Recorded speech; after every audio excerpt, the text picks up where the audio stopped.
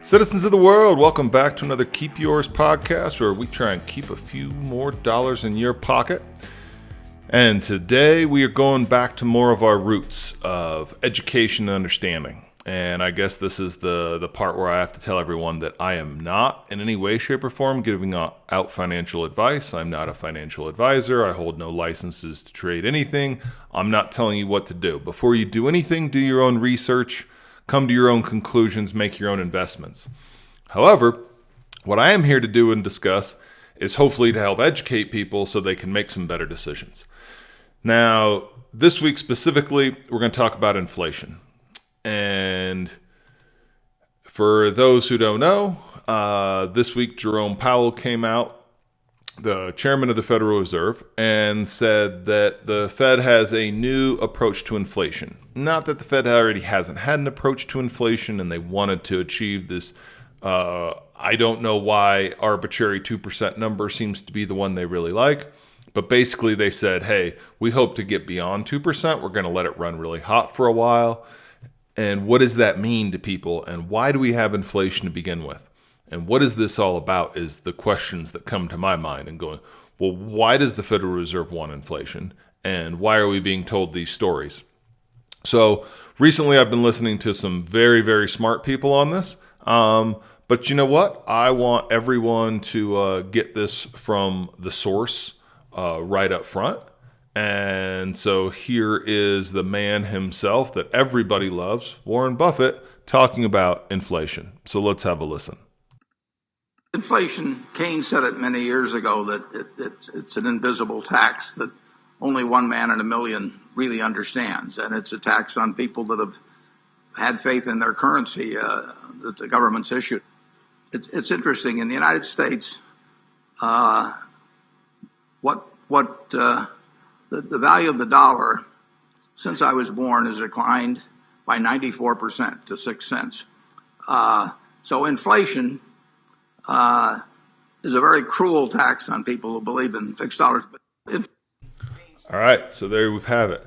From Warren Buffett himself, inflation is a very cruel tax. And I couldn't agree with him more. And that's just what it is. It's a tax. It's a reduction of the purchasing power of your dollars. And we go, okay, well, why does that happen? How do we understand this inflationary concept? I mean, we all know that this is real. We know that what we purchased for $20 10, 15, 20 years ago is not what we get for $20 today. We know that the value of the dollar continues to go down, and we're told that it's inflation and this is the increase in price of goods. But is that really the whole story?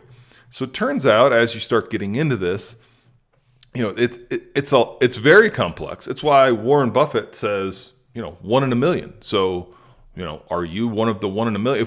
If that's 1 in a million, if that's actually, let's take that literally for 1 second. That means that we've got about 350 million people in America. So about 350 people really understand what's going on here. And within that 350 people, we're supposed to understand that all of the people in our federal banking system are part of that knowledge base that really get and understand this. I find that hard to believe that they've only found the really, really smart people that truly understand this. And the reason is inflation's pretty complex. And I've been listening to a lot of people, a lot of smart people, a lot of people way smarter than me.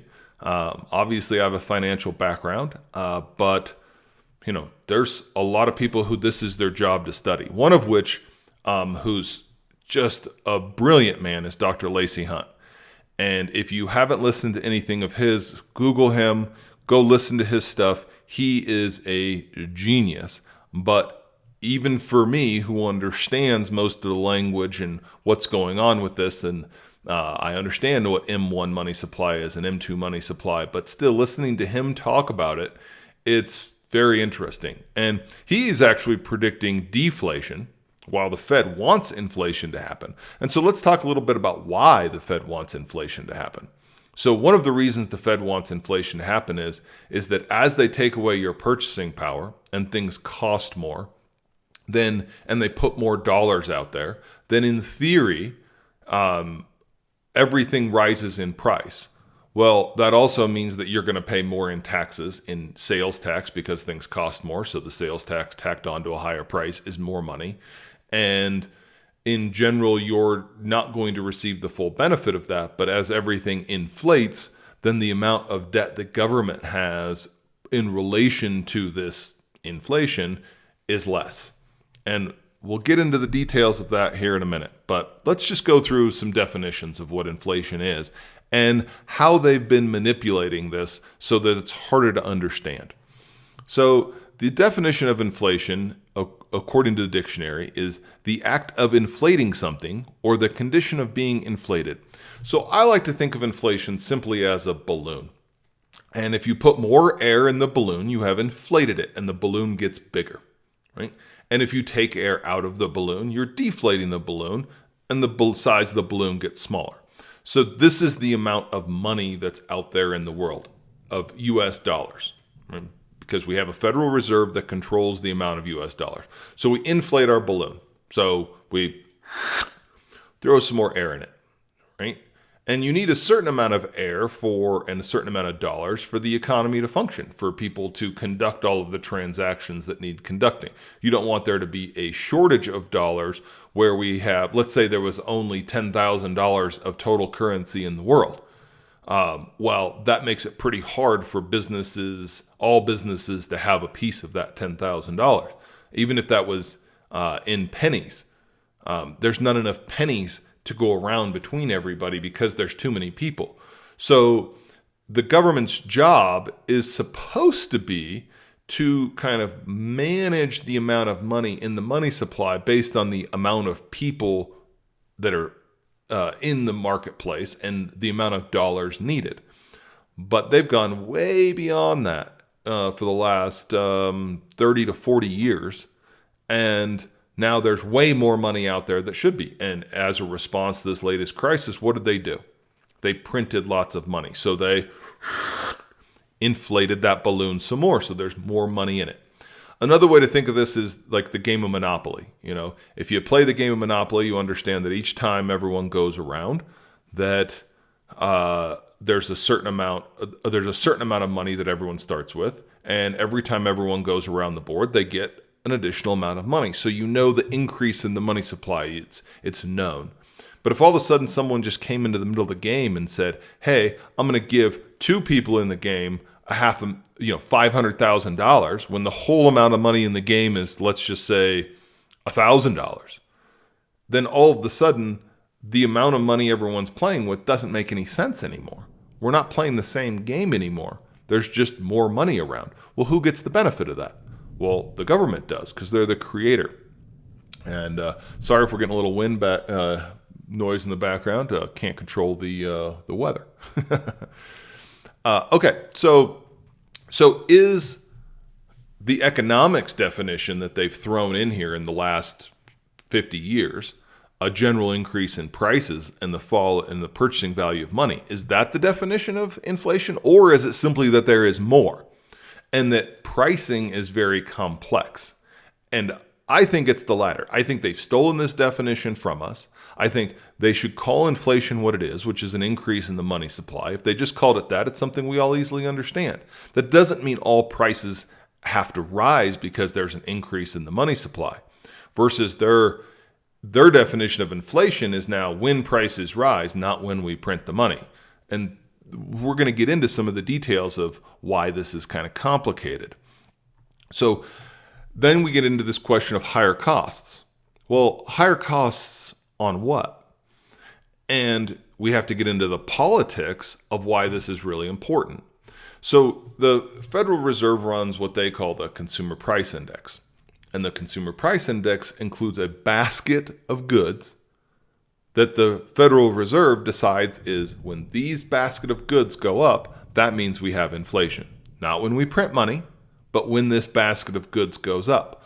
So they get to control what's in the basket and therefore tell us how much prices rose based off of that. So it's not based off of how much money they just printed, which would be something we could all easily understand. No. It's of these core costs that rose in price. And as we're about to explore, There's multiple reasons why things might rise in price or fall in price. And in fact, things should, by the nature of free markets, fall in price. When they don't, it's either because they've inflated and there's more money, right, or there's other reasons for it. Because here's the thing. When they say that prices should rise all the time, it's very disingenuous to the free markets because free markets work in the opposite way.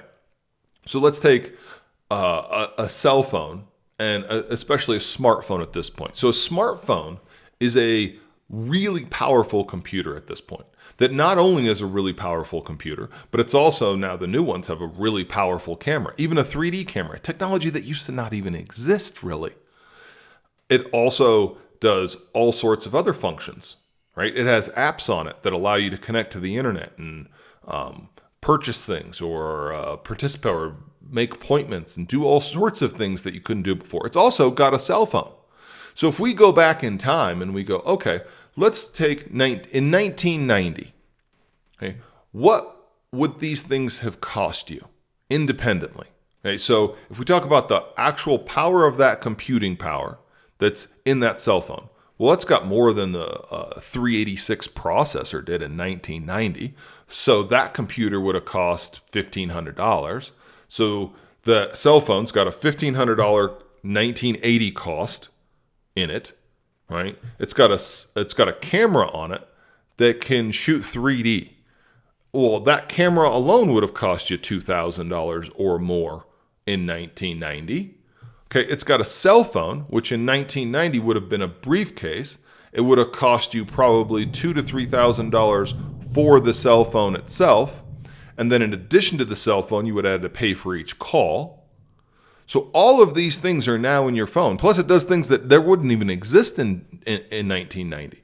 So 30 years ago, the cost of all of the things in the cell phone would probably be $5,000 to $10,000. But now that cost me $1,000 today. That's not an inflation in price. That's a deflation in price. The cost of the technology in my cell phone. I now no longer need to go out and buy a DSLR camera. I don't have to go buy a huge box phone. I don't have to buy a separate computer. Those are all included in one nice, easy package, i.e., thank you very much for my cell phone. That is a reduction in cost, a huge reduction in cost, deflation in prices. Prices have gone down for the same computer, the same, actually better computer, better camera, better. And meanwhile, costs have dropped. So this is what free markets do. Free markets reduce the price of things. You don't just have to look at cell phones. We could look at flat screen TVs. Flat screen TVs used to cost $20,000 if you wanted one. Now you can get a flat screen TV that's got more technology in it, connected to Netflix and all sorts of other things, for $500. The first flat screen TV I bought cost $1,600. That was probably 12 years ago-ish, I'm guessing. But the price have come down. So why are prices coming down if we always have this thing called inflation, which makes prices rise? So this idea that prices always have to rise is one that's derived from the government themselves. They made this up. They decided it needed to be so. And we're going to get into why they need it to be so.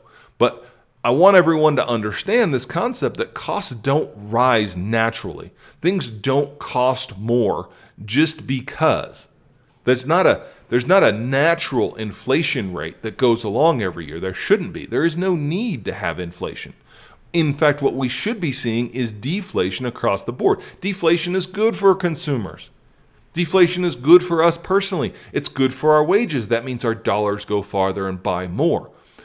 But the government needs inflation. The government needs inflation because they have to pay for all of the things that they've promised. They basically have to make good on their political bullshit. And that's what we're going to get to next. So prices can rise or fall depending on free markets and then scarcity. So let's say that let's look at the price of a car from a 1965 Shelby, for example. because there's so few of them, the costs of those rise over time. Not just because of inflation, because of scarcity, because there's just not enough of them, because more people want them than there is a supply of them. So that's a natural rise in prices versus an inflation rise in prices, which is from the blowing up of the balloon, which is what they're doing right now. So what the Federal Reserve came out and said is, we've blown up the balloon, and now we're going to allow prices to rise from that blowing up of the balloon.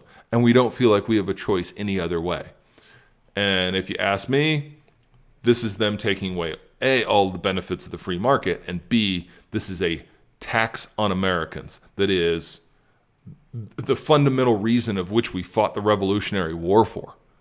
And I hope that that's not lost on everyone. That's the education piece that I want to really get across today, is that this is not required.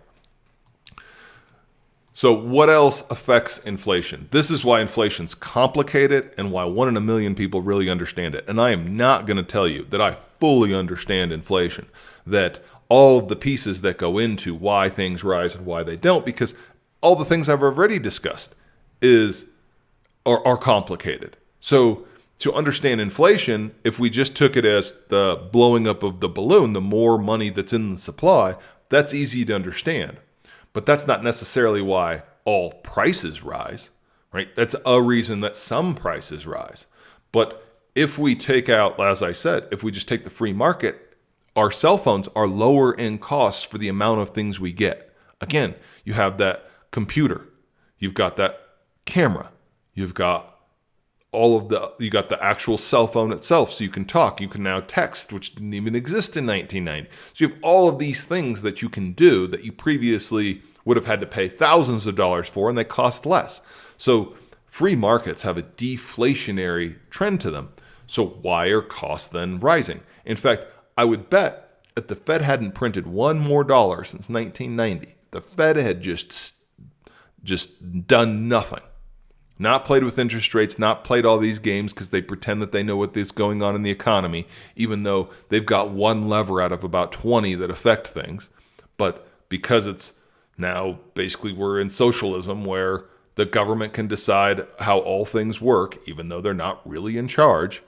If they had not done any of that, my guess is that iPhone would probably cost around $400.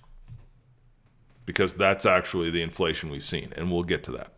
So let's talk about what else affects inflation from a huge economic perspective. And again, throwing out there that my understanding of this is even limited. I'm trying to share what everybody else has told me. So we talk about money supply and money velocity. So these are technical terms for how money reacts in the economy. So velocity is the rate at which money is spent in the economy. So let's say that I spend every dollar that I make. So I get a paycheck and I spend that money out in the community. So I buy gas, I buy groceries, I pay rent, I make a car payment, all of the costs that I have, I pay for healthcare, all of those costs go in. Now, how quickly does the next person that I just pay? So let's say how quickly does the person that I pay rent to spend that money that they get? So some of it goes to the bank to make the mortgage payment. Some of it they spend on repairs and maintenance. Some of it they take as profits. Now, how quickly do they respend all of that money? And the total amount of spend for the year, that's our gross domestic product. That's all money spent in the economy. That's how we measure GDP. So if money supply increases in just velocity, so if people just spend their money faster, then GDP can go up. Versus if people just slow down their spending and save a little more, then GDP can also go down. From nothing to do with anything except for how quickly our money is moving. And this is why inflation and when it hits is so complicated and has a lot to do with psychology as well. Because if the psychological factor kicks in and we believe we're in a high inflationary environment, then all of a sudden we get scared that our money's going to be worth less in a year or 2 or 3, and we want to go buy assets or buy protectionary measures that are going to reduce the amount of inflation that it hurts us later. And that's just a natural thing to do. Why wouldn't you want to do that? You want to protect yourself. It's common sense. So as I said, gross domestic product is the amount of money and the velocity, but it's the velocity is the important piece there. And again, since we have free markets reducing costs, then we have that as a factor moving costs down. That's deflationary, right? But then we have the increase in the money supply, which is inflationary. So what if Apple's cost to make a phone actually went down, but there was more money in the money supply that made the cost actually rise because there's a more supply of dollars. So because of there's more supply, the dollars are each worth less. So we're offsetting the gain from improvements of free markets with the increase in the money supply. So maybe prices only rise a little bit because increase in money supply, but more efficient at making things, and we end up somewhere in the middle. This is why it's so complicated to figure all this out, and why I'm spinning around trying to figure it out. But let me give you an example of how some of these things work. So we know the government just printed checks for everybody, gave everybody $1,200, right? So if the government sends a check to everyone with $1,200, then they have just printed this money, right? This money didn't exist before. So now this is new money into the supply, i.e. air into the balloon. Balloon just got bigger, the amount of money in it. Now let's assume on the one case that everybody decides to take all of that $1,200 that they just got and go spend the whole thing on toilet paper. So everybody in the country goes and spends it on toilet paper, which kind of looks like that's what happened in March. Now, we all know that the run on toilet paper had nothing to do with people trying to make sure they had a clean butt. It had everything to do with everyone wanting to try and exercise some part of control over this situation of which we lack control in any way, shape, or form. That's the psychological. Okay, but let's assume everyone needed toilet paper and they went out. So we would expect the price of toilet paper to go up just because the demand went up so high and the supply wasn't there. But what if the supply still was there and there was plenty of toilet paper for everybody to buy, and it wasn't a supply shock? It was just even in the increase in demand, but everyone's got money to spend. They just decide they're going to spend it on toilet paper. So if everybody spends that money, then that velocity piece kicks in. And now all of a sudden the velocity of the money just picked up because everybody spent their money, right? Which means that inflation's going to rise because all that money's in the supply, right? So I like to think of this as though it's not one balloon that the Fed's blowing up, right? It's a consortium of balloons. And then some of that balloon is put into people's pockets, and some of those balloons are put into business pockets. And some of those balloons are passed around the world as options to, have dollars or swaps and all this other stuff that they make up and confuse us with. But the big balloon up top is what's being spent in the actual economy. And so you have all these other balloons that have been blown up. The only question is, when do they go into the big balloon? And that depends on when people spend them. So what if everybody, which a lot of people did, took their $1,200 checks and instead of spending them, they put them in a savings account? Okay, well, that money's not going into the big balloon. Now, what if instead they took their $1,200 and they put it in the stock market? And maybe that's one of the reasons that the stock market looks like a balloon that's pretty blown up right now. Because then that money, again, now that's part of the stock market is part of the big balloon. That's money that's being spent. That's money that actually went into something. They bought those shares from somebody else.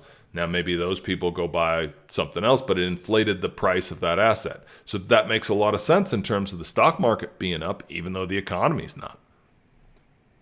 But it gives you the idea of the different things that can happen and how these all affect prices. And this is the thing. Price isn't just affected. It's not the Fed goes, we blew up the balloon some more, and all of a sudden prices immediately rise because everybody realizes there's more money in the money supply. But what does happen is that money starts trickling in piece by piece. And that then creates the increase in prices. Meanwhile, you've got free markets driving prices down and a whole lot of other factors going in. All sorts of the supply and demand functions going on. Well, with all the people that were getting extra unemployment, some people were making way more money than they were before. So all of a sudden, are they outspending that money or are they saving it? Well, if they're outspending it immediately, money supply is being increased now. If they wait and spend it later, money supply increases later. And eventually that money gets in the supply, but that doesn't mean that somebody else, I could be the guy, let's say I'm the landlord and you pay me the rent. Well, we talk about that velocity of money. Well, maybe I just keep and save that. So if I save it, well, now I'm taking it out of the big balloon and down to one of the side balloons of savings, right? Which doesn't increase the money actually in velocity because it's not moving. Now it's just sitting in that savings account unless I go buy an investment with it because I'm worried the stock market's going up and I'm missing out. Who knows? All sorts of these different options. This is why it's so complicated. This is why 1 in a million people understand inflation and all of the things that go into it because it's complicated. And as Dr. Lacey Hunt will tell you, the study of economics is a serious study, and it takes into account economics going back hundreds and hundreds of years for what we have the data. And we have to realize that in today's world, we're in something brand new. This central bank idea and Federal Reserve idea, the Federal Reserve in the United States has been around for just over 100 years. And I would tell you that's the beginning of socialism because we basically now allowed the government to control our money supply. And that's not what's written in the Constitution. What's written in the Constitution is that the government had the right to coin money. And the federal government was left with this duty because what they didn't want to have happen is all of the states have to have their own coining. And the real reason they didn't want everyone to have their own coining was not that they were worried about the states separating the gold and silver and not and cheating on the coins, although that could happen. What they were more worried about was if there was a mint in every single state, then the mint in Georgia might produce coins of 1 gram, 2 grams, and 5 grams, whereas a mint in New York might do 5 grams, 10 grams, and 20 grams. And people are looking at what looks like the same size coin to them, not knowing what the standard weights and measures are.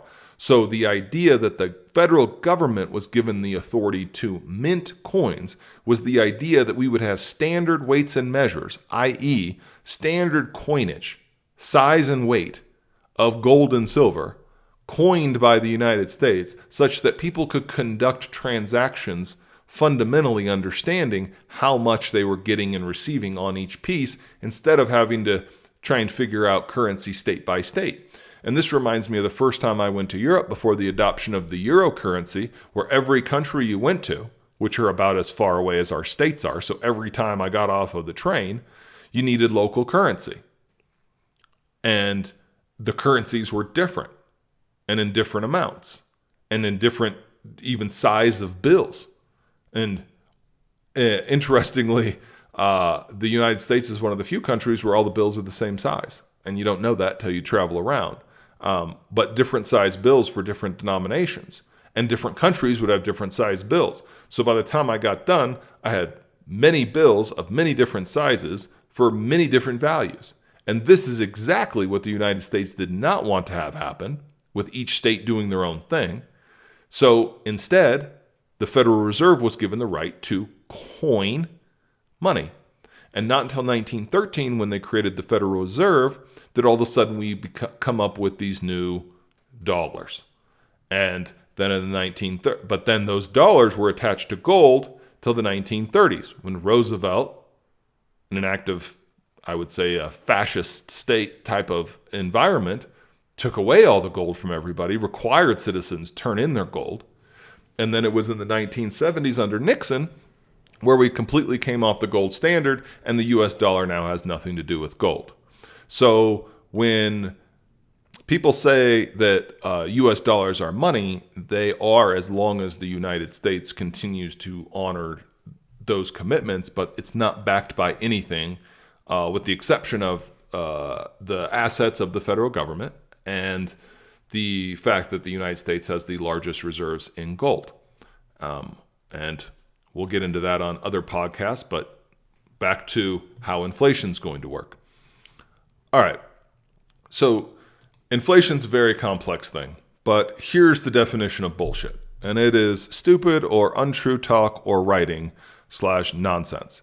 So when the Federal Reserve changes the word inflation to not mean how much they put in the balloons, and instead to mean how much prices rise, this is what I call bullshit. So they want us to believe that more money is not inflation, but more money is inflation.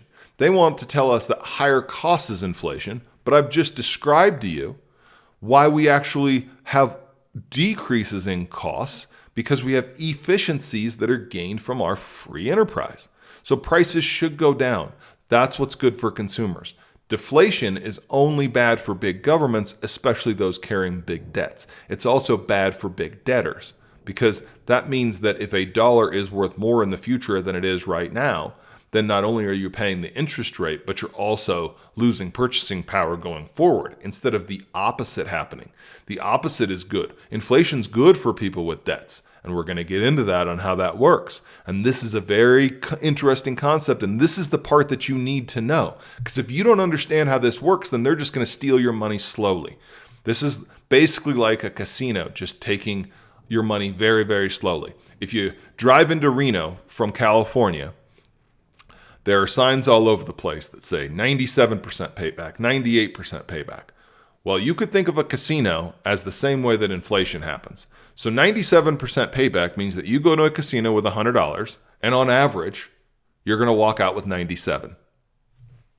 And the casino is there all day and built upon this premise that people will come slowly lose 2 to 3% of their money. Now, this factors in everyone, right? So some people walk out winners for the day, and some people walk out losing everything. But on average, they're saying their slot machines will give you back 97% of your money. This is effectively what the government's doing every year, is making itself the casino, except for you don't get the choice to go there. Everybody has to participate. Everyone's in the casino all the time, constantly losing their 3% of purchasing power. And that's what inflation is. That's why it's good for big governments. And also, if prices rise, that's not good for consumers because we lose our purchasing power. But that's also good for governments because of taxation. And there's many factors that make that. So the fact that the governments changed the meaning of these words and created an economic version. Remember, we go back to the definition of that. That's straight off of like type it into Google. This is what it's going to show you, right? And the interesting part is bullshit is vulgar slang. But the economic definition of inflation, which is the real vulgarness, right, is not described that way. And in fact, so they make up their own definitions. But changing the words doesn't make the reality untrue. The reality of inflation is the government prints more money, blows up the balloon, there's more money out there, right? That's just a reality of what they did. So you got to know the difference. So here it is. Here is currency in circulation. Okay. So normally this is described by M1, and this is straight from the Federal Reserve, right? Federal Reserve of St. Louis. So I take their own charts, and they're showing how much money's in circulation. So let's look at it. In 1990, and this is in billions of dollars, right? There was $200 billion, not even 200 billion in circulation in 1980. Okay.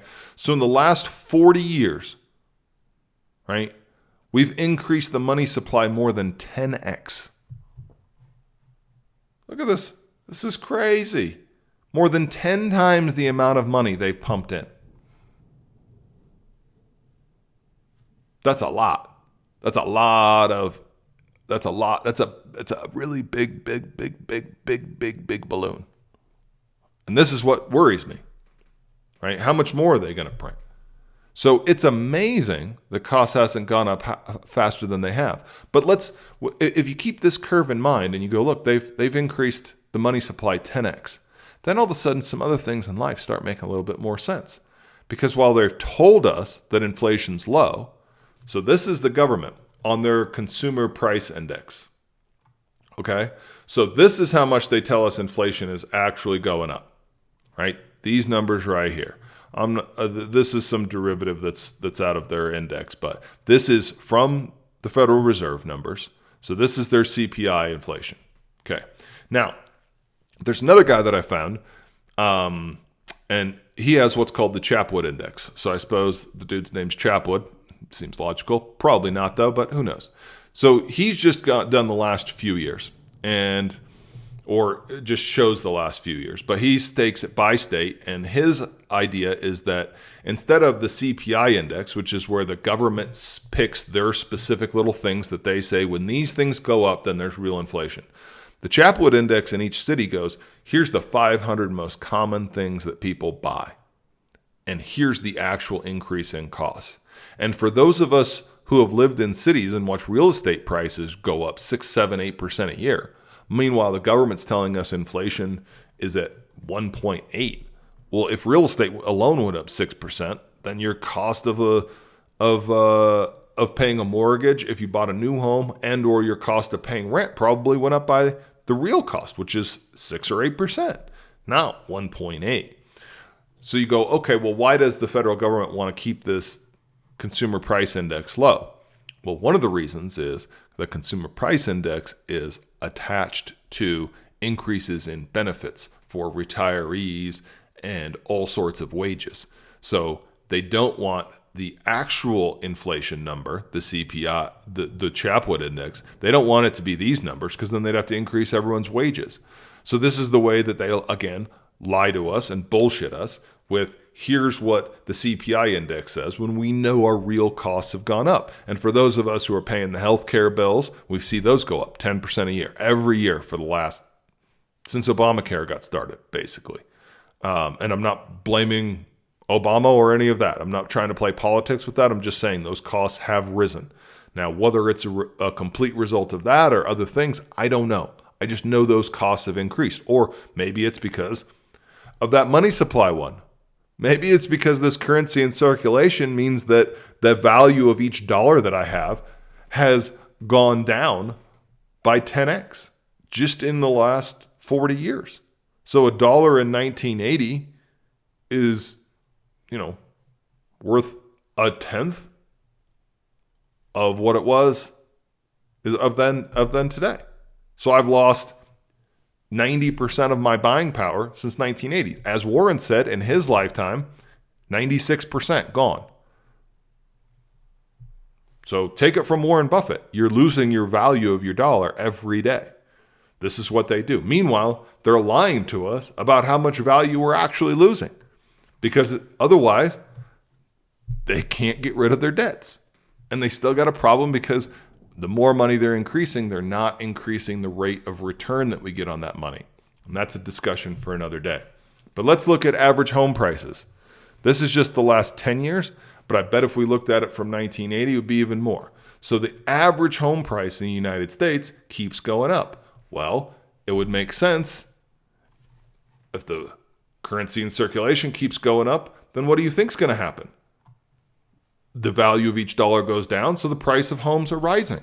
Not because a home is worth more, but because the value of the dollar is worth less. How about the price of gold? Probably the same thing. Now, gold's got a lot more to do with many other things, but gold is real money. The reason we were on a gold standard is because gold was considered real money. For basically all of everything we're considering as current human history, the last 5,000 years, gold's been money. We haven't considered it money for the last maybe 100 because we're using greenbacks, but before America existed, gold was money. In every country in the world, gold is still money. And not only that, it's the store of value of that money. Gold is often considered hey, look, if the price of gold was way down here, right? And then the money supply went way up, then guess what? The value of the dollar per ounce of gold, there you go. Makes sense. Now it's not linear, it's not going up right with it, but that's because we said inflation is a complex thing. And so is gold unto itself. Okay, so here's the price of gold for the last 30 years. So we show that the money supply has gone up 10x. So the real price of gold, if based on the money supply, we're not even close. Just on the 10x increase in money printing. Now, maybe if we took this back all the way to 1980, that would be less. But even if we do it so this looks like since 1990. So This one's looking like 30 years. So 1990, 400. Let's go back and take 1990 currency in circulation. Looks like we were just over maybe a little less than 300, but let's just, for easy, say that that was at 300 billions of dollars. But now we're at 2,000. So that's an increase of about 6x. All right, so we look back down at the price of gold and we go, well, gold's not up 6x yet. It's getting there. It's at 2,000 now. But to be up 6x just to make sense with the money supply would be at 2,400. And that's assuming, that it's gone up. But again, it goes up. Gold also has one of the other things that has to do with inflation, which is fear. So I talked about this briefly, but this is what makes inflation so complex, is that when people get scared that we're actually going to have inflation and they start seeing it for real, they often say that inflation is one of those things that it's not there until it's already past you, and until you really see it, and you don't know it's there until all of a sudden it's everywhere. So we look at the money supply for the last 30 years, seems to be going up with everything else. All right, so let's show how inflation really works and really hurts you. So if you're a saver, then you're the buyer of a bond. You're the seller of the bond. You're selling your savings to somebody else for, let's say, a year in this case. And then you have your rate of interest, and we have the rate of inflation. So the Fed, in addition to saying they're going to allow inflation to run hot, they said they're going to keep interest rates low. So why do they want to do this? Because the Federal Reserve, i.e. the government, needs low interest rates because otherwise they have to pay a lot of money to service their huge amount of debts. So this is good for them, the debtor, bad for the saver, which is why no one's going to buy U.S. bonds, because right now they're telling us the inflation rate is greater than 2%, but the 10-year Treasury is paying 0.7%, so real rates are negative. And you have to pay taxes on the 1% that they give you. So let's look how this works. So you're the bond buyer. It means I'm going to give you my I give you my $100 for 1 year, or I could buy a Yeti cooler because a Yeti cooler costs $100. Okay, these are my options. As the saver of money, I can either spend it or save it. And here's what I could get for it right now. So in 1 year, you give me back $101. Right? I have to pay taxes on the $1. So I'm left with $100.70. But inflation's 5%. So a year from now, the Yeti cooler costs $105 instead of $100. So I'm poorer because inflation is more than the interest rate that I'm receiving. And this is why no one's going to give people their money when the interest rate's going to be negative. Why would you do that? I'm not going to do that. Because you're going to lose your purchasing power. Now, what if you're on the other side of that? What if I'm going, okay, I'll take your $100. I'll buy the Yeti cooler today, right? I get a 2% raise because inflation's 5%. I make $102. I give you back $101, and I'm still $1 ahead. Or I take that Yeti cooler, I put it in storage, in the box, unopened, don't use, so it's still brand new. I wait a year, and a year later I sell it for $105. How about that? I'm giving you $101 and I'm pocketing the $4. Now I had to store the cooler, so there is that, but I still made money. So the borrower is making money because inflation is killing the buying power. And all of a sudden, this changes our whole paradigm of thinking when it comes to saving money and being a saver. It's all of a sudden we're like, wait a minute, you can make money by borrowing it? If you can borrow it now and buy something that's going to go up when inflation goes up, then you will make money having debt. And that is counterintuitive to everything I thought in my whole life. So Warren Buffett says inflation is cruel, and he's right. Let's talk about why. The first reason is your wages won't rise as fast as inflation will. So if inflation's 5%, you're not getting a 5% raise. Because, again, inflation across the board did everything go up in price, right? And we've seen this over the last 10 years, right? Home prices have gone up. Insurance prices have gone up. The cost of health insurance has gone up. The cost of cars has gone up. The cost of most things we buy has gone up, but our salaries have not gone up because we've been told we have very, very low inflation. Low to no inflation is what the Fed's told us. Meanwhile, they keep printing money as the federal government runs a deficit every year. And those deficits are now $26 trillion. So it's $26 trillion that the government's had to borrow that they've spent more than they can afford. And we have to pay that back at some point. The reason they want high inflation is it makes it cheaper to pay that back, as we just described.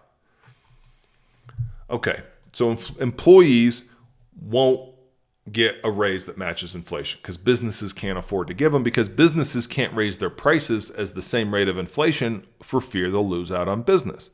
Now, sometimes they don't have to raise their prices as much, but if you got to pay all the employees more, then your costs go up.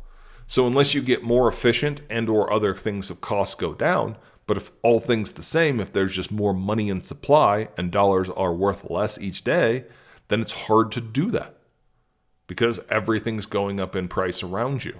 Not because there's not efficiencies, you're getting a little benefit of those. So you can't pass on all those costs to consumers right away or you'll lose business. And wait a minute, employees are the consumers. And so they don't have as much money to spend. So this automatically creates the opposite problem that they want to try and cure, which is we want everyone to spend all of this money, but they're not making as much and it doesn't go as far. But the government debt comes down.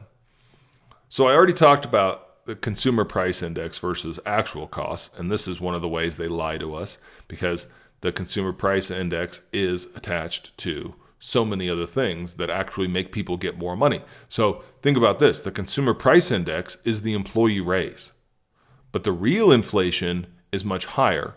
And so in the same way, the employees are not making out. And this is why inflation is really bad for the average employee. The other thing that they don't want to talk about at all is that the tax brackets don't rise. And if we look at this in 1 year, it doesn't seem to make a lot of sense. But let me break it down to you, and let's just say inflation's going at 10% and your salary's increasing 5%.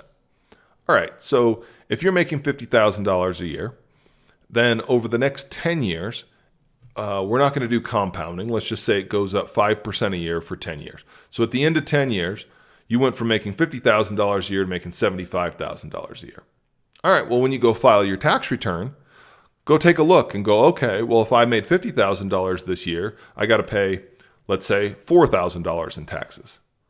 But now I made $75,000, so now I have to pay not $4,000, now I have to pay $6,000 in taxes. Even though my buying power is less because costs went up 10% a year. So my buying power now, I need to be making $100,000. But I'm not. I'm only making 75, and they're taking more of it in taxes, and they're taking more of it in every piece of taxes. They're going to take more of it in employment taxes. They're going to take more of it in income taxes. You're going to pay more in sales tax because the cost of items have risen. And this is the way in which governments want inflation to happen, so they get more money, so they can pay off all those benefits that they promised and hopefully try and pay down some of their debts. It's really their only way out of it. So tax rates don't adjust. They're either tied to the consumer price index, which doesn't rise as much, or they're not going to rise at all. We saw this happen with until Trump's change of taxes. We saw this happen in the tax world with this is eluding me in the head right now, but it was minimum taxes. And originally, when Congress passed it, it was only for people that were making a lot of money. Well, as inflation happened and they didn't adjust the tax code, now all of a sudden a whole lot more people that were not intended to ever be in that are now going, wait a minute, what is this I'm subjected to? And they go, oh yeah, well now you're considered rich. Meanwhile, your buying power's gone down, but now you're considered a fat cat because they didn't change the tax structure. So if they don't change the tax structure ever, then everyone pays more in taxes. And that's another way that they, again, lie to you and take your money. So your purchasing power is what we're really talking about. And after all these things, you've got a lot less money to spend on goods and services. And that is the cruelty of it. So inflation increases the cost of assets. So when they talk about wanting to close the wealth inequality gap, these policies are doing the opposite. And I'm going to show you why right now. So first, inflation increases the cost of assets. We all know this has happened with homes. Well, that means that if you want to buy a home, let's say you have to put down a 20% down payment.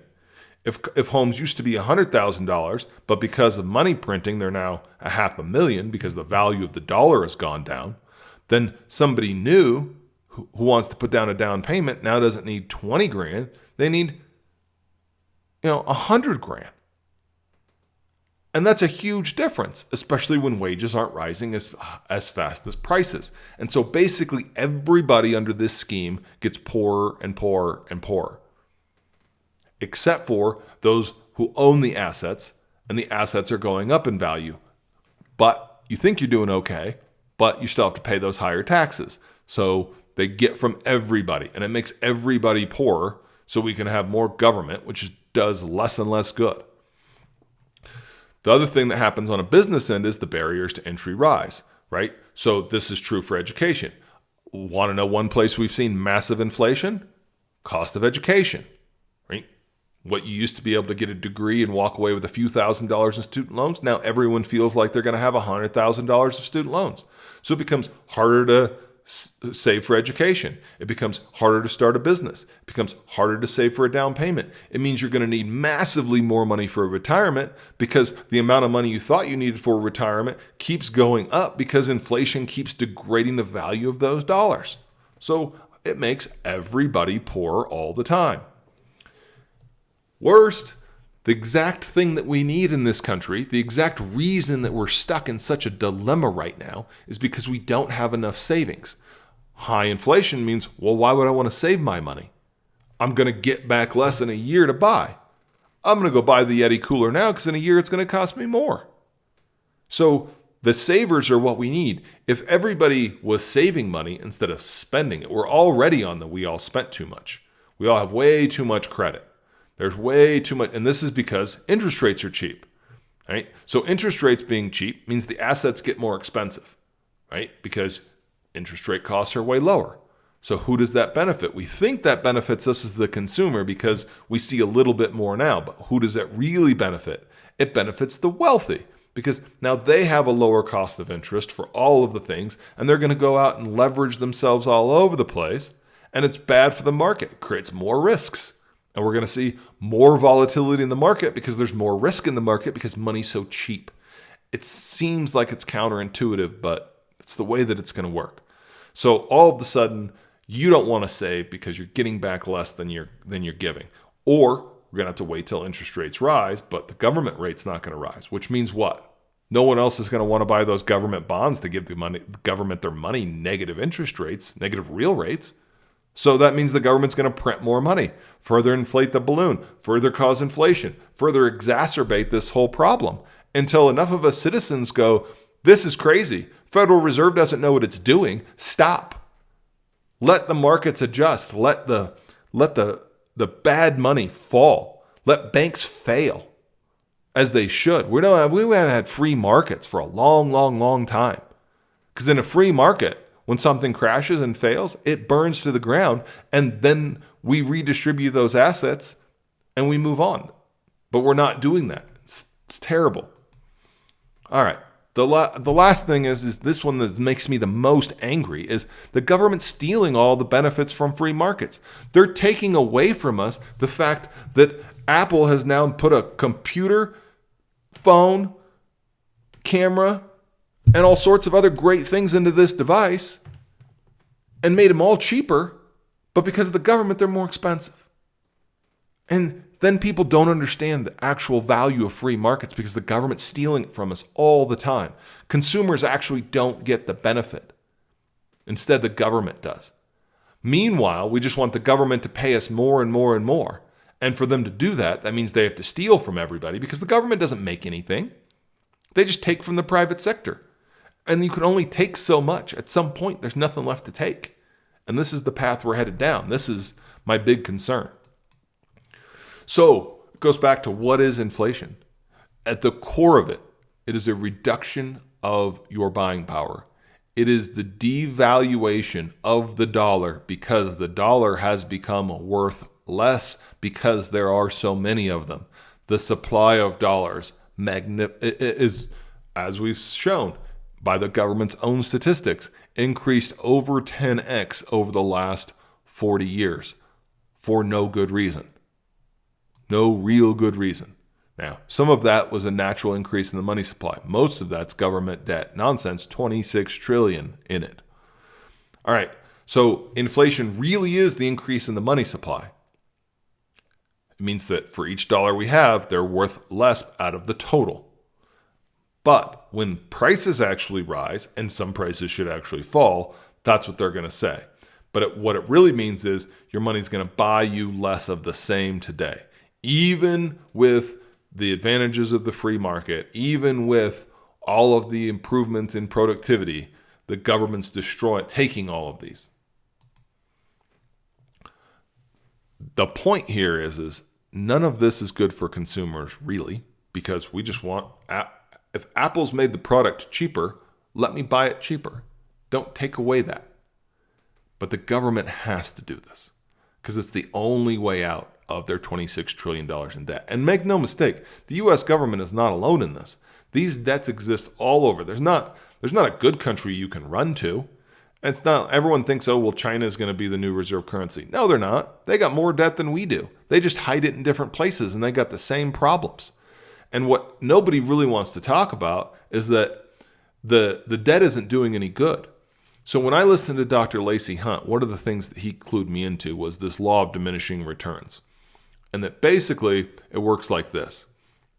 If some debt is good, and for an advanced economy, basically the numbers are up to about 50% of GDP, when that money is spent and put back into the economy, it actually helps. It improves productivity. But past 50%, it does the opposite. It slows things down and reduces productivity. And each additional dollar of debt put in is less and less and less valuable. And that's been shown in Japan over the last 20 years, where they keep spending more money and it doesn't seem to matter.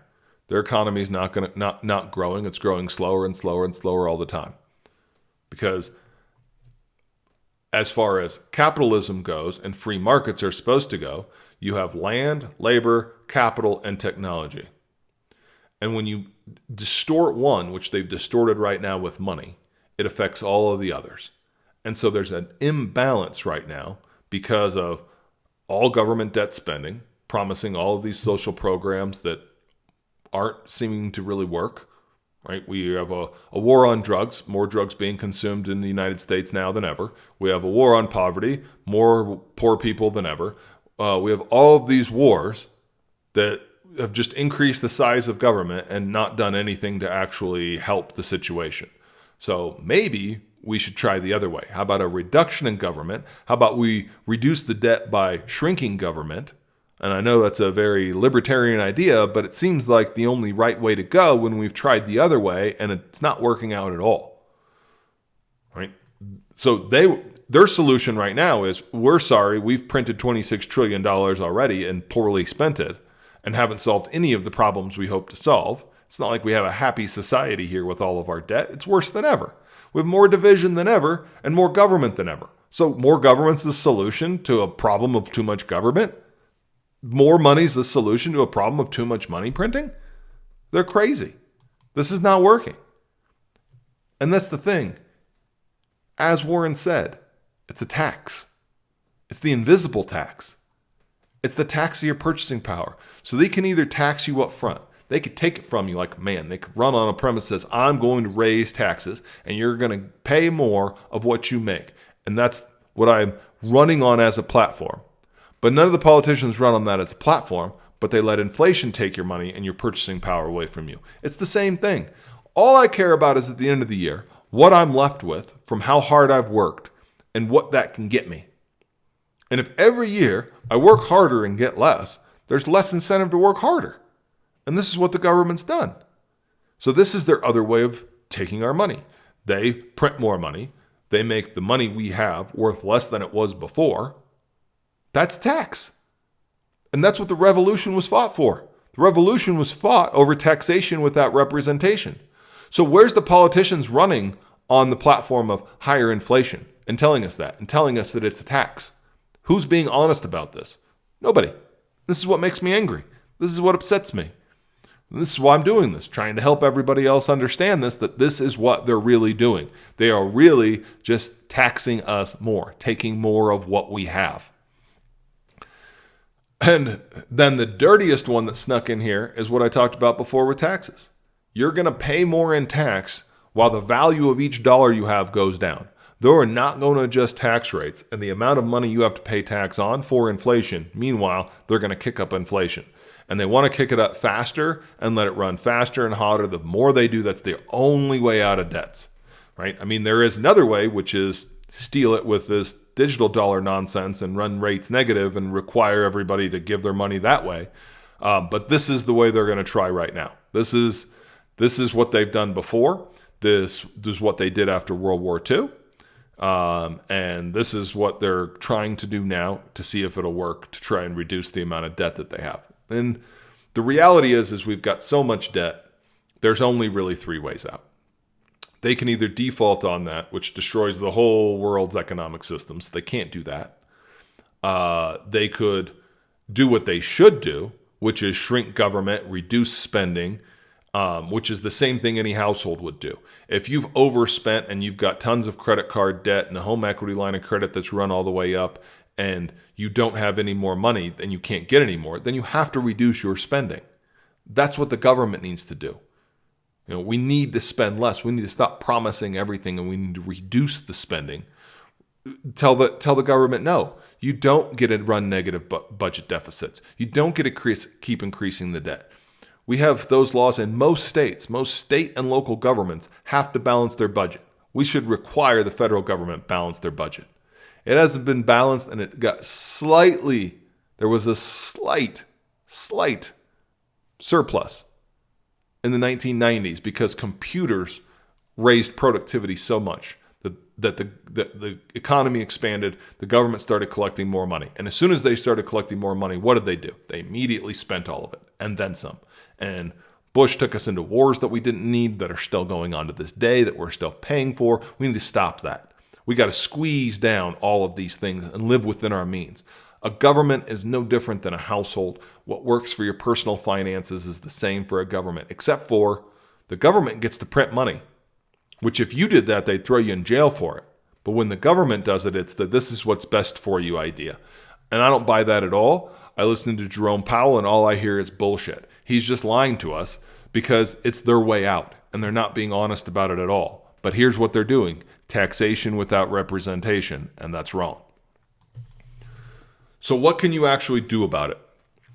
So this is going to be one of the hardest things, especially for people that listen to me, where I've pretty much said the entire time I've been alive, I've been saying these things, which is have very little debt, right? Now, debt for consumer products is bad, but overall, there's different debt. And it used to be, hey, when there was a real interest rate that you could get, when you could go buy government bonds that paid you 6 or 7% interest and inflation was 2 or 3% and you were still making money, hey, that seems like a decent investment that you could make and conservative, right? Maybe stocks went up 7 or 10%, had some more risk to it, but inflation was still low.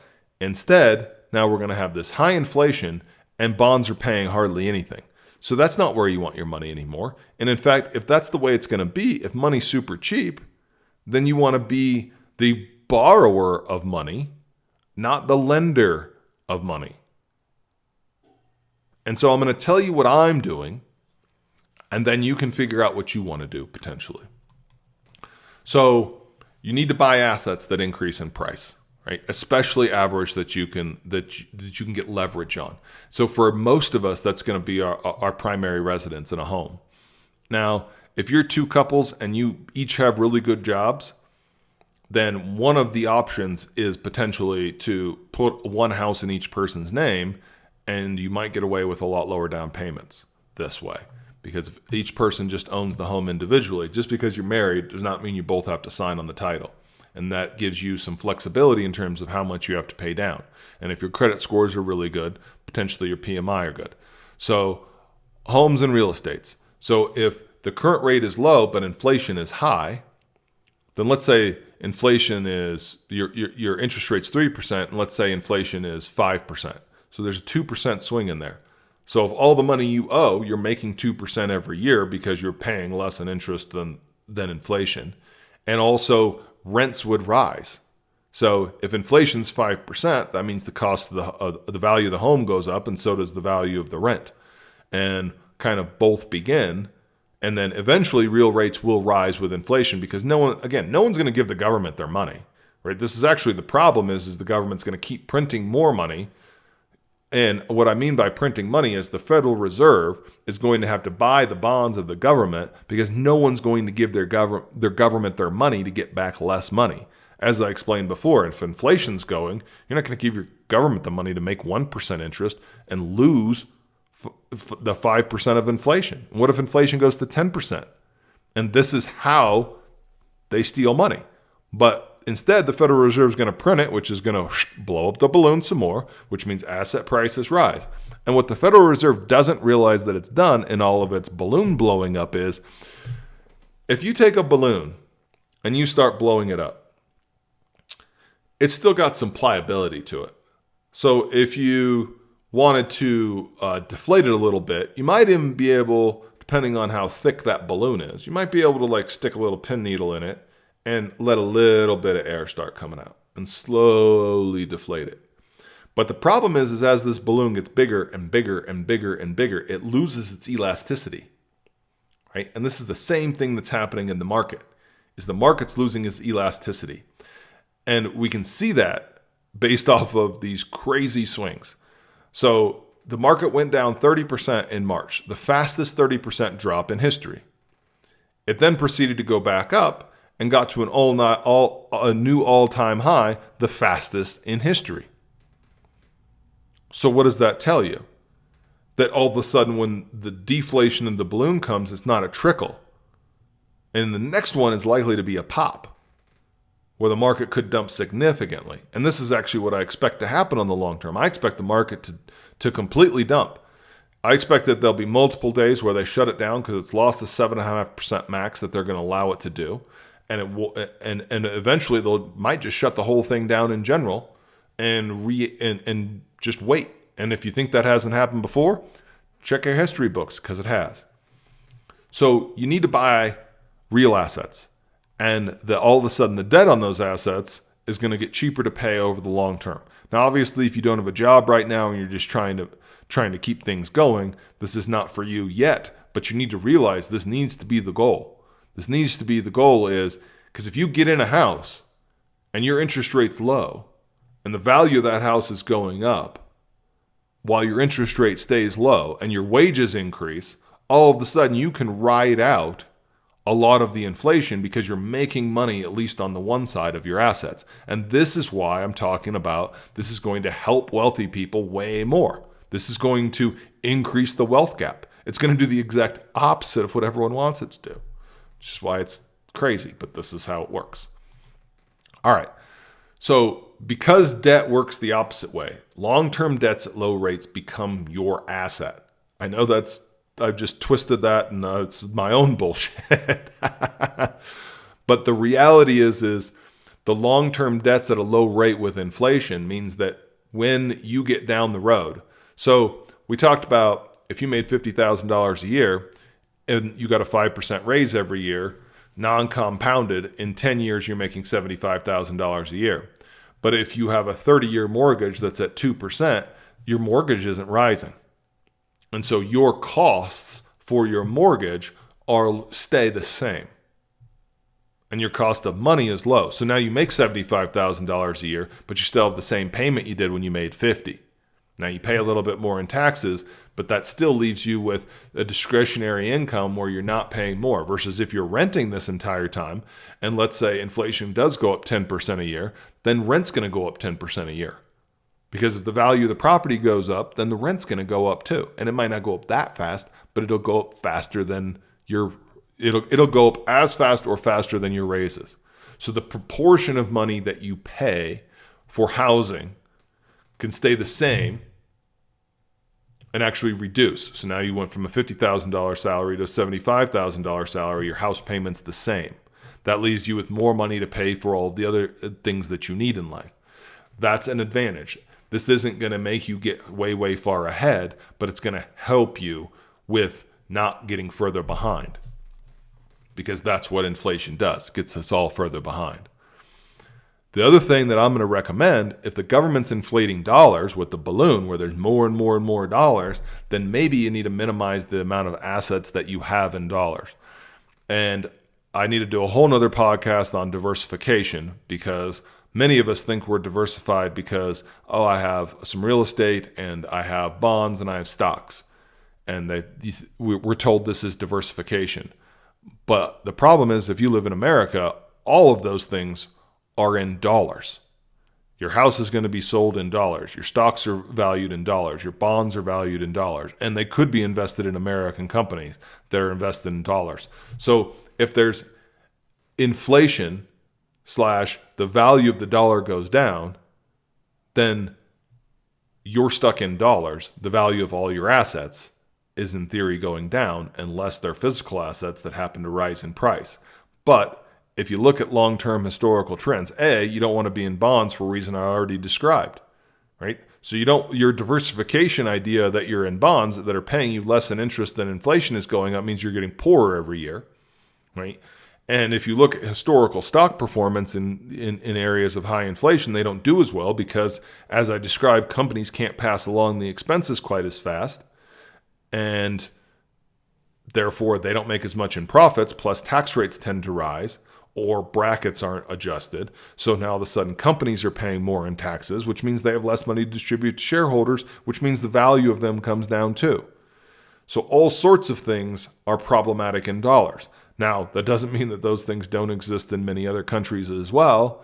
They do, but it just depends who's devaluing their currency how fast. So when I say minimize your dollar assets, that means things that might not be priced in US dollars. So that could be foreign stocks that pay dividends. And they might be from countries that have a less debt than countries like the United States do. And those could be like Swiss companies or other countries that don't, New Zealand, Australia, other companies that don't have as much debt, because that means that they don't have to inflate their currencies, which means they don't have to devalue their currency, which means that those will hold their value better over the long term, and especially against the dollar. The dollar will fall in terms of its value. The other way is precious metals. As I've said before, we all know that gold and silver don't produce income, but they are an essential piece of maintaining your purchasing power, because as they print more dollars and the value of each dollar goes down, the price of gold will rise, because it is viewed globally and bought globally. And it's viewed globally as money, much more so than dollars, and especially in the future. That's true. And I want to bring in this thing that I encourage you to go read. And this is from Artemis Capital Management, and it's the allegory of the hawk and the serpent.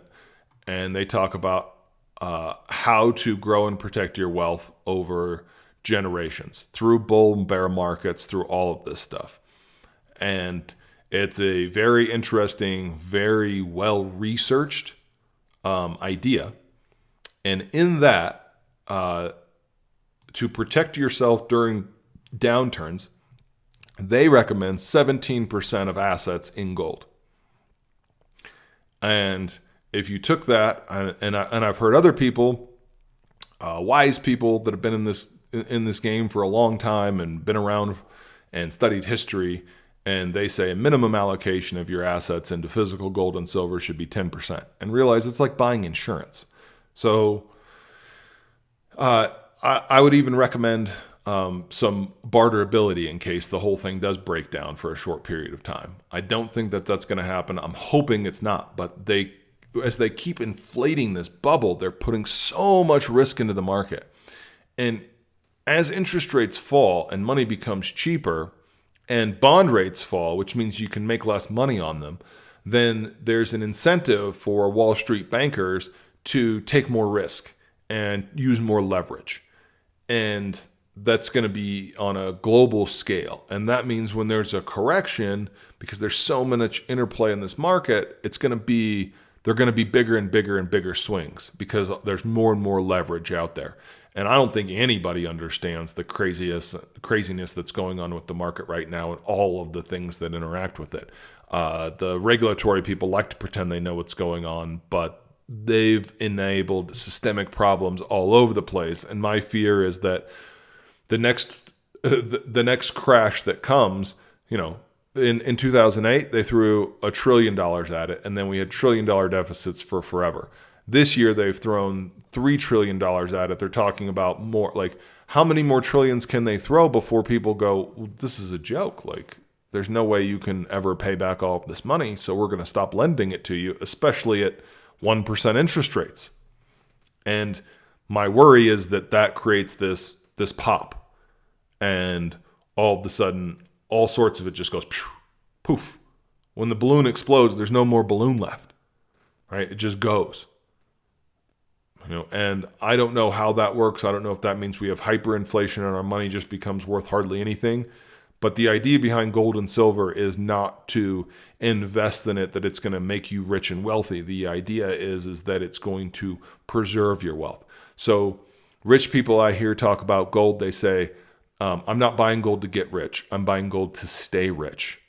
So they've grown their wealth. They have it in dollars, and they go, well, dollars are risky assets because the Federal Reserve keeps inflating the balloon of how many dollars there are, as we've shown in the charts, their own charts. 10 times more money in 40 years. That is not from economic growth. That is not from the need to increase the money supply because we have more people and more economic activity. That is because of government deficit spending and government interjection into markets where they shouldn't. That is bailouts of banks and bailouts of airlines and bailouts of everything. This is not free markets, and we've just decided that the people who are going to benefit are the super wealthy, and that's who's benefiting even more from these programs. And that's what I'm trying to make people understand. So if you want more expert opinion on inflation, go back and listen to Dr. Lacey Hunt and others talk about the science and the economics in markets. They're much smarter than me.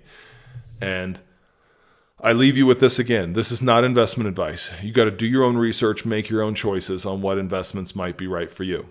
But now I'm going to tell you what I've done and what my strategy is right now. So I've taken about 15% of our net worth and bought gold and silver with it.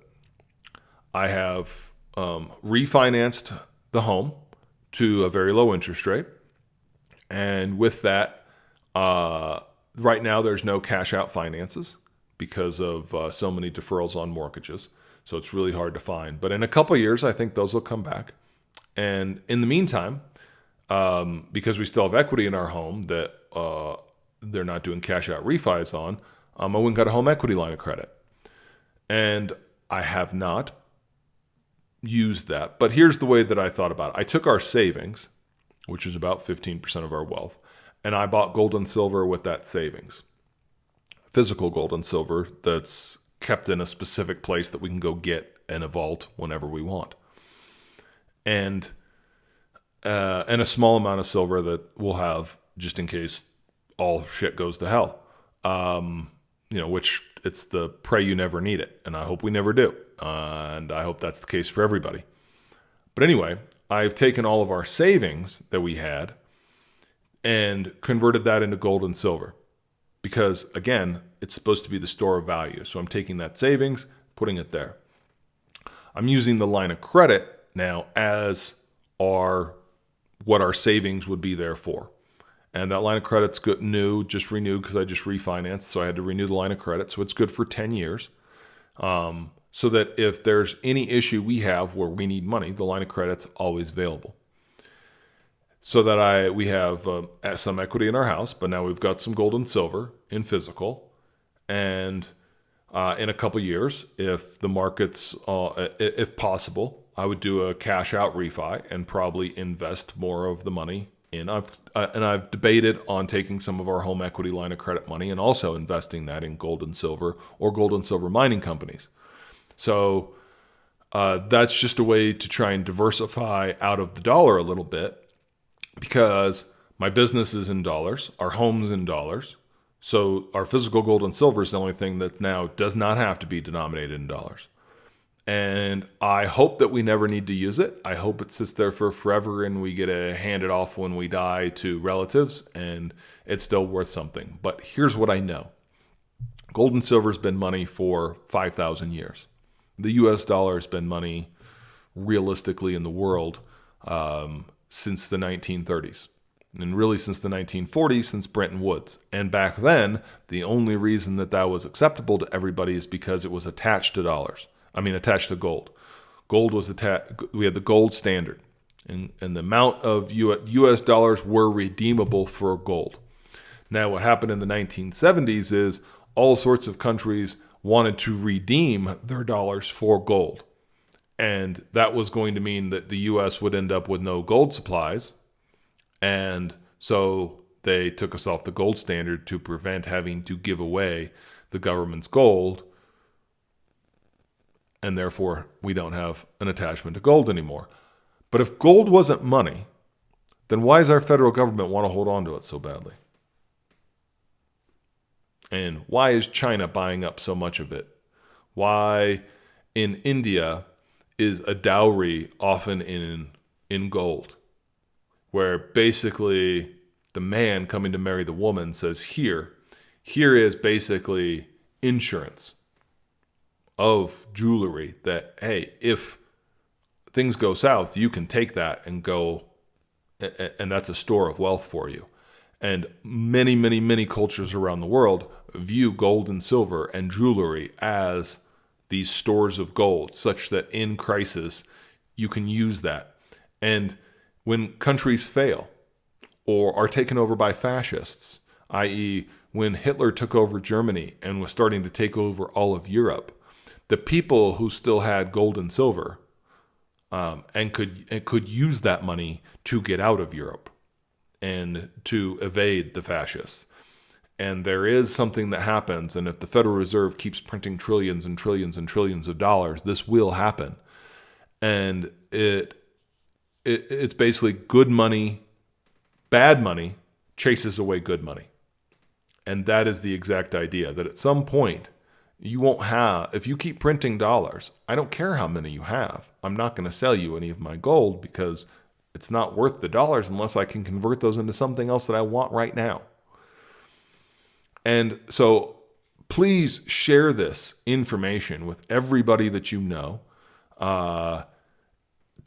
because so few people understand that this is the case. Recent analysis that I've read says that less than 0.5% of people's wealth in the United States is in gold. 1.5% of portfolios. We don't think about it, but we're so concentrated in dollars that our homes are in dollars. Our businesses are in dollars. Our retirement funds are in dollars, whether or not we control those in our own IRAs or whether those are government plans that were Social Security or another pension. It's still in dollars. So we have all of these things in dollars. Now, if your debts are in dollars and they keep printing money, well, let's say, for example, that they keep printing money at the same pace that they have. And in another 10 years, they've doubled the money supply. So the gold that I bought at $2,000 becomes worth $4,000. Now, let's say over the next 20 years, they do the same thing that they've done over the last 40. They increase it 10x. And let's just say gold goes up 10x. So gold goes from $2,000 to $20,000. But my debt on my house is the same. So yes, I have to sell the gold and I have to pay taxes on the capital gains because I have the income, and that's where, again, the government's stealing from you. Because if my gold is buying the exact same thing, why am I paying tax on the gains? Because your government steals from you with inflation. That's the tax steal, right?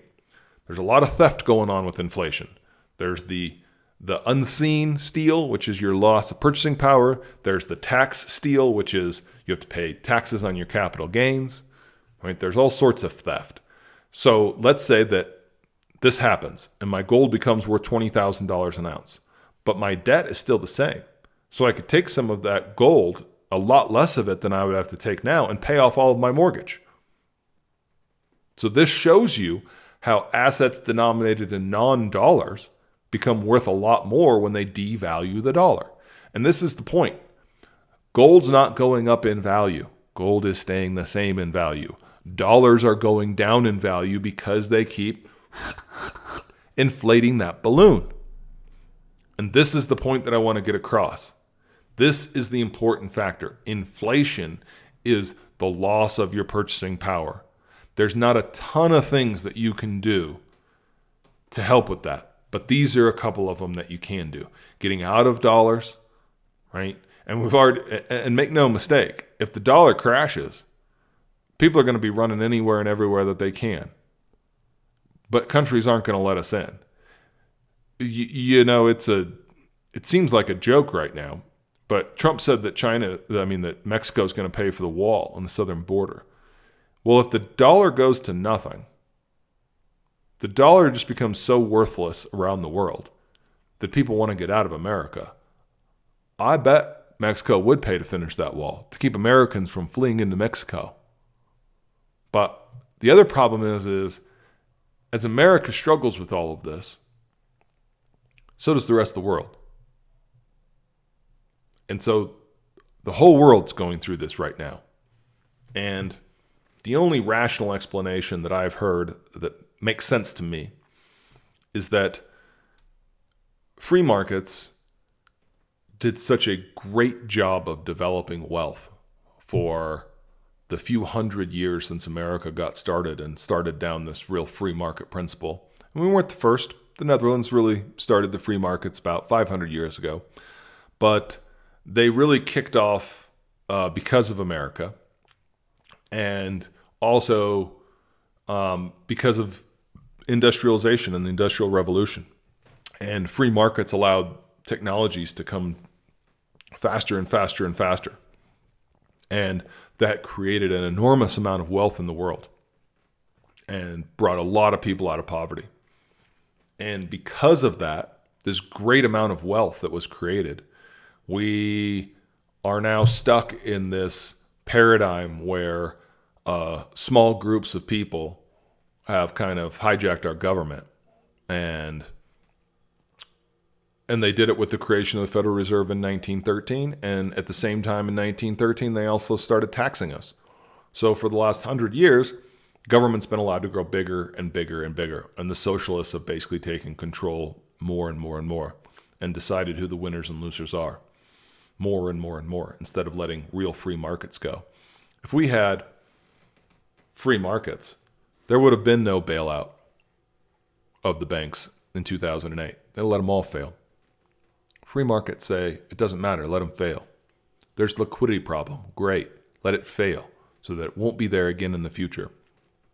When instead, the Federal Reserve steps in and tries to fix it. They don't fix it. They just made it worse. And now the balloon's going to get bigger and bigger and bigger. And by the time that actually pops, they won't know what caused it. And they won't know how to fix it. Throwing more money at it at some point just does not become a solution. So let me give you an example of that. Let's say you're building a house. And you come out and the guy, and you say, look, the house is supposed to be done in a month and you haven't even poured the concrete. And the guy says, well, I can't get the concrete guy here till Monday and or the week after. And the framing guys are going to be a couple months. And then the drywall guy's booked until for 6 months out. And then the roofing guy is hard to get a hold of. So if I said, okay, well, how about I give you another $100,000 to get it finished sooner. Okay, that'll help. Like you call each of those contractors and try and get them to move it up. And some of them say yes, some of them say no. You go, okay, well, how about $500,000? How about $1 million? How about 10 million? How about 100 million? How about $1 billion? How about 100 billion? How about $1 trillion? How about 20 trillion? All of a sudden, more money doesn't make a difference. More money isn't making the concrete get poured faster, people show up if there's a shortage of people. So more money doesn't solve every problem. And that's the problem. The Federal Reserve only has two things they can do: more money and lower interest rates. Well, lower interest rates is actually putting more risk into the system. More interest rates aren't good for everybody. They're not good for savers. Lower interest rates only help a little bit. More money only helps a little bit. And we're past the point of those helping. But they're the only tools they have, so that's what they're doing. And now they need a way out. And their way out is inflation, which is taxation without representation. And that is the real message of the day. So thanks for listening. Please pass this along to your friends. Go give us a review on YouTube or Apple or on iTunes. Wherever you're downloading your stuff from, please go give us a review. Give me whatever stars you want. It's up to you. If this is useful information and helps you understand things and might help your decision making in the future, put down whatever you think. But please go share this with your friends, disseminate this information, talk amongst yourselves, and protect your families in the long term, and know that inflation's coming. And hopefully at least take some steps so you can help yourself with it and protect your family to keep some of your money in your pockets. So thanks for listening. Catch up with you soon.